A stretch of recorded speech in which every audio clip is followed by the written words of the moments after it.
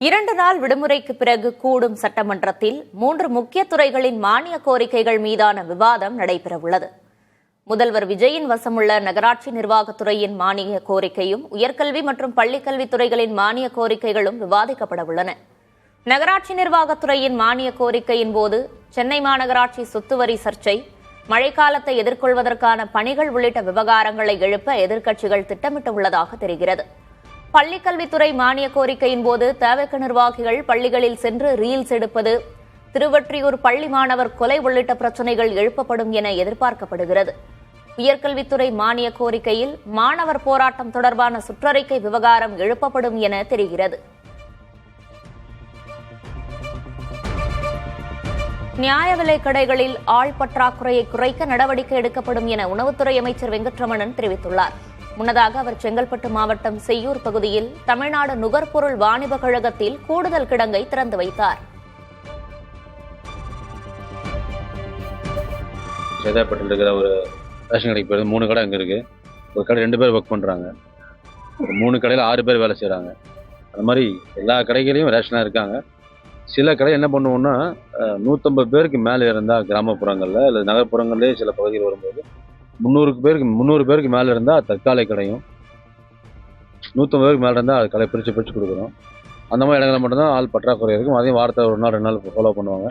வருங்காலங்களில் அதில் ஸ்டிக் கேட்டுக்கிட்டு இருக்கோம். இப்போ நம்ம கூட 150 கடைகளுக்கு புது ஆளை போட சொல்லிட்டு இருக்கோம். அதையும் டெவலப் பண்ணி வருங்காலங்களில் இந்த பற்றாக்குறை கம்மி வந்து முயற்சிகள் பண்ணுவோம்.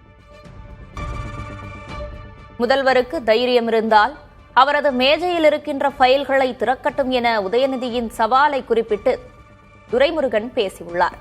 வேலூர் மாவட்டம் காட்பாடியில் செய்தியாளர்களை சந்தித்த அவர், 1 வாரத்திற்குள் முதல்வர் அந்த ஃபைல்களை திறக்கவில்லை என்றால் சட்டமன்றத்தில் தவறான தகவலை கூறினார் என சிறப்புரிமை தீர்மானம் கொண்டு வருவோம் என்றார்.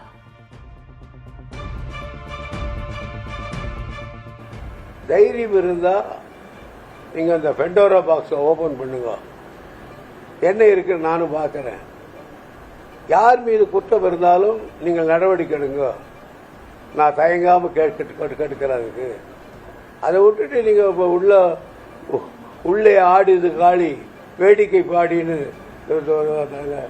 ஊரில் வித்தகாரம் காட்டுற மாதிரி உள்ளே வருது, இதுக்குள்ளே இருக்கு, இதுக்குள்ளே திறந்தா வேணும், இதுக்குள்ள பாய் வரும் அப்படின்னு மோடி மஸ்தான் சொல்கிற வேலை மாதிரி சொல்லியிருந்தா தரேன்றாரு. திறக்க வேண்டியது தானே. 1 வாரத்துக்குள்ளே திறக்கலை அப்படின்னு சொன்னாக்கா ஒரு பிரிவிலேஜ் மோஷன் கொண்டு வரணும். சபைக்கு தவறான தகவலை கொடுத்தார் முதலமைச்சர் என்று பிரிவிலேஜ் மட்டும் கொண்டு வரணும். புதுச்சேரி மாநிலம் காரைக்காலில் அரசு மருத்துவமனை ஆம்புலன்ஸை காவல்துறையினர் பறிமுதல் செய்தனர். ரேவதி என்பவர் மாரடைப்பு காரணமாக காரைக்கால் அரசு மருத்துவமனையில் அனுமதிக்கப்பட்டார். பின்னர் மேல் சிகிச்சைக்காக அரசு மருத்துவமனை ஆம்புலன்ஸில் புதுச்சேரி அரசு மருத்துவமனைக்கு அனுப்பி வைக்கப்பட்டார். சீர்காழி அருகே ஆம்புலன்ஸில் இருந்த ஆக்ஸிஜன் குழாய் அழுத்தம் காரணமாக கழன்றதாக கூறப்படுகிறது. இதையடுத்து கடலூர் அரசு மருத்துவமனைக்கு கொண்டு செல்லப்பட்ட ரேவதியை பரிசோதித்த மருத்துவர்கள் அவர் உயிரிழந்துவிட்டதாக தெரிவித்தனர். இதுகுறித்த புகாரில் நகர காவல்துறையினர் வழக்கு பதிந்து அரசு மருத்துவமனை ஆம்புலன்ஸை பறிமுதல் செய்தனர்.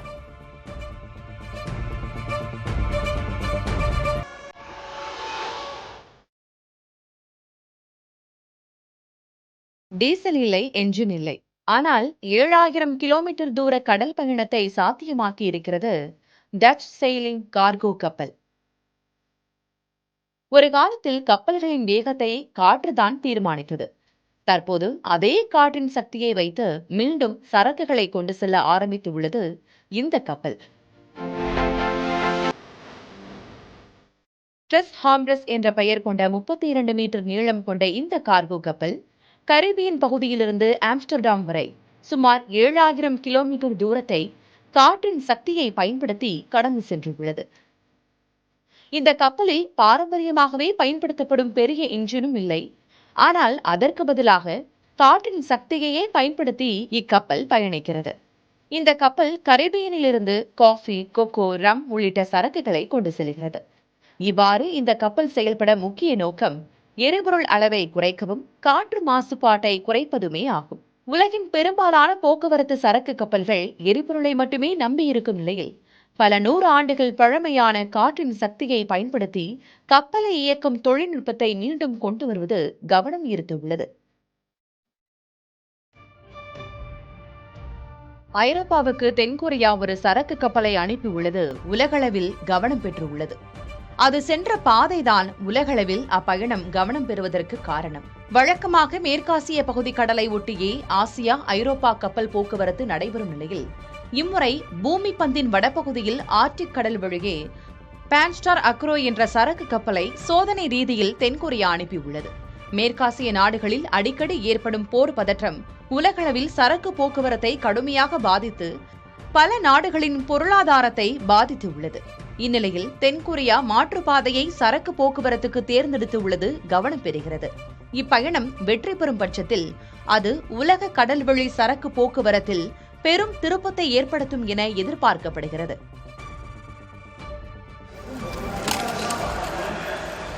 சீனாவில் நடைபெற்று வரும் சர்வதேச ரோபோ விளையாட்டுப் போட்டிகளில் இயந்திர மனிதர்கள் வெளிப்படுத்தும் திறன் வியக்க வைப்பதாக உள்ளது. சீனாவின் ஆடார் நிறுவனம் உருவாக்கிய லைட்னிங் என்ற பெயர் கொண்ட ரோபோ 100 மீட்டர் தொலைவை 9 நொடி 39 வினாடிகளில் ஓடி வெற்றி பெற்றது.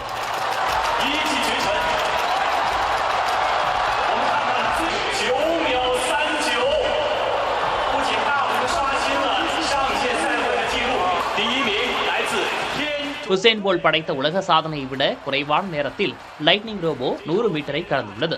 இதேபோல 400 மீட்டர் ஓட்டப்பந்தயத்தில் சீன நிறுவனம் தயாரித்த டியான்காங் ரோபோ தங்கப்பதக்கம் பெற்றது.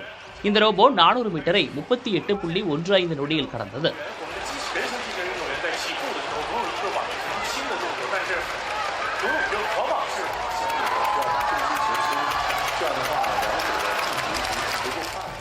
எனினும் சில ரோபோக்கள் தடுப்பில் மோதியதுடன் பாதையில் தடுமாறி விழுந்த நிகழ்வுகளும் கூட இப்போட்டியின் போது அரங்கேறின.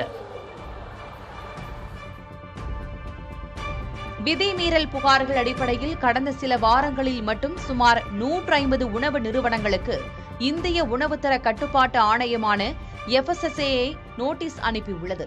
தவறான தகவல்களுடன் கூடிய விளம்பரங்கள், கெட்டுப்போன காலாவதியான உணவு உள்ளிட்ட விதிமீறல் புகார்கள் அடிப்படையில் இந்த நோட்டீஸ்கள் அனுப்பப்பட்டுள்ளன. இந்த 150 நோட்டீஸ்களில் 5 நட்சத்திர உணவகங்களுக்கு மட்டும் 30 நோட்டீஸ்கள் அனுப்பப்பட்டுள்ளன. மற்ற 30 நோட்டீஸ்கள் பிற வகை உணவகங்களுக்கு அனுப்பப்பட்டுள்ளன.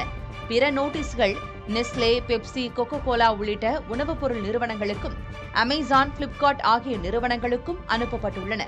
KFC, டாமினோஸ் பீஸா, பீஸா ஹட், மெக்டொனால்ட் போன்ற நிறுவனங்களுக்கும் விதிமீறல் தொடர்பான நோட்டீஸ்கள் அனுப்பப்பட்டுள்ளன.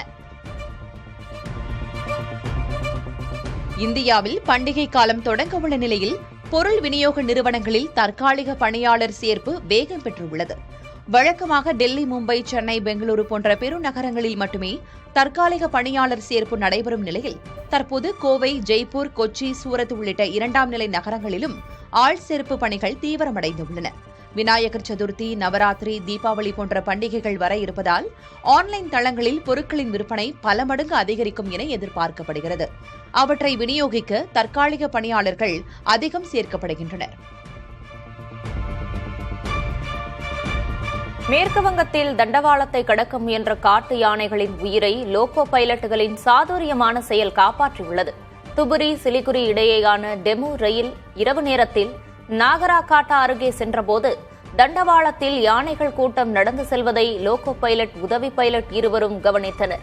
சற்றும் தாமதிக்காமல் ரயிலின் வேகத்தை உடனடியாக கட்டுப்படுத்தி பெரும் விபத்தை தடுத்து யானைகளின் உயிரை காப்பாற்றினர். லோகோ பைலட்டுகளின் இந்த செயலுக்கு ரயில்வே அமைச்சகமும் பொதுமக்களும் பாராட்டு தெரிவித்து வருகின்றனர். சர்க்கரை விலை உயர்வு மற்றும் கரும்பு விளைச்சல் குறைபாடு காரணமாக ஸ்ரீவில்லிபுத்தூரில் பால்கோவா விலை கிலோவுக்கு 80 ரூபாய் வரை உயர்த்தப்பட்டுள்ளது. சர்க்கரை விலை கிலோவுக்கு 10 முதல் 15 ரூபாய் வரை உயர்ந்துள்ளது. இதனால் 320 ரூபாய்க்கு விற்கப்பட்ட 1 கிலோ பால்கோவா தற்போது 400 ரூபாயாக அதிகரித்துள்ளது.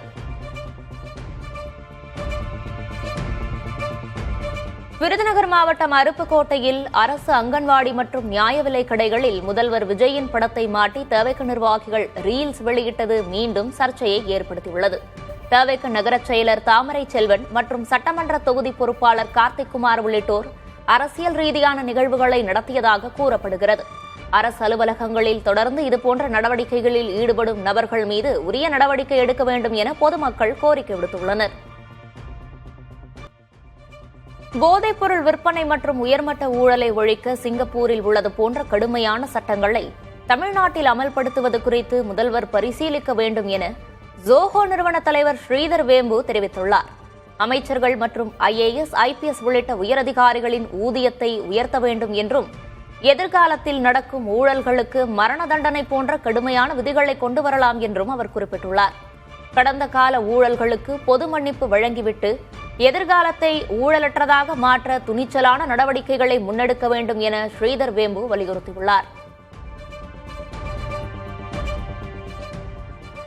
டெல்லியில் அதிகரிக்கும் காற்று மாசுபாடு நுரையீரலை மட்டுமின்றி மனித மூளையையும் கடுமையாக பாதிப்பதாக டெல்லி பல்கலைக்கழக ஆய்வு எச்சரிக்கிறது. நுண்துகள்கள் சுவாச பாதை வழியாக மூளையை சென்றடைந்து நினைவாற்றல் குறைபாடு மற்றும் நரம்பியல் பாதிப்புகளை ஏற்படுத்துகின்றன. குறிப்பாக குழந்தைகள் மற்றும் முதியவர்களின் மூளை அமைப்பையே மாற்றியமைக்கும் இந்த ஆபத்து அல்சைமர் போன்ற நோய்களுக்கும் வழிவகுப்பதாக வல்லுநர்கள் கவலை தெரிவிக்கின்றனர். அமெரிக்காவின் நெவாடா மாகாணத்தில் காட்டுத்தீ தீவிரமடைந்து 10,500 ஏக்கருக்கும் அதிகமான நிலப்பரப்பை சாம்பலாக்கியுள்ளது.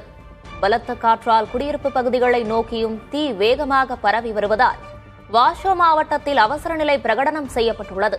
மக்களை பாதுகாப்பாக வெளியேற்ற காவல்துறை நடவடிக்கை எடுத்து வரும் நிலையில் தீயணைப்பு வீரர்கள் தீயை கட்டுப்படுத்த போராடி வருகின்றனர். வங்கதேசத்துக்கு எதிரான இரண்டாவது டெஸ்ட் போட்டியில் ஆஸ்திரேலியா ஒரு இன்னிங்ஸ் 51 ரன்கள் வித்தியாசத்தில் அபார வெற்றி பெற்றுள்ளது. மக்கையில் நடைபெற்ற இந்த போட்டியில் வங்கதேசம் முதல் இன்னிங்ஸில் 64 ரன்னுக்கு ஆட்டமிழந்த நிலையில் இரண்டாவது இன்னிங்ஸிலும் 95 ரன்களுக்கு சுருண்டது.